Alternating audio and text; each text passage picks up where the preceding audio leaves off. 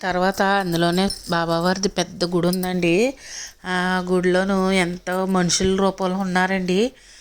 దేవుళ్ళు అయితేనే దత్తాత్రేయుడు ప్రసిద్ధి చెందిందండి ఇక్కడ. ఇదిగో బోర్డర్ అయితే ఇలా ఉందండి, కుక్కుటేశ్వర స్వామి అని. తర్వాత మేము సెదరాడ తిరుపతి అని, తిరుపతి కన్నా ముందు వెలిసాడంటండి వెంకన్న బాబు. ఆ గుడికి కూడా వెళ్దాం వస్తా వస్తా దారిలోనే వెళ్ళాము. కానీ మధ్యాహ్నం టైంలో గుడి మూసేశారండి. బయట అయితే ఇలా ఉంది.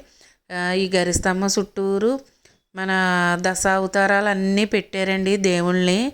చక్కగా చిన్న చిన్ని దేవుళ్ళని పెట్టారు, ఎంతో బాగుంది. కానీ ఆ స్వామిని చూడలేకపోయాము. నేనైతే చూశాను కానండి, ఒకసారి మా స్వామి చూడలేదు. ఇగో చూశారు కదా, అన్ని అవతారాలు వెంకన్న బాబు, కృష్ణుడు, విష్ణుమూర్తి, వామనమూర్తి అన్ని అవతారాలని ఈ స్తంభం చుట్టూరు పెట్టారండి. ఆ రోజైతే ఇలా గడిచిందండి.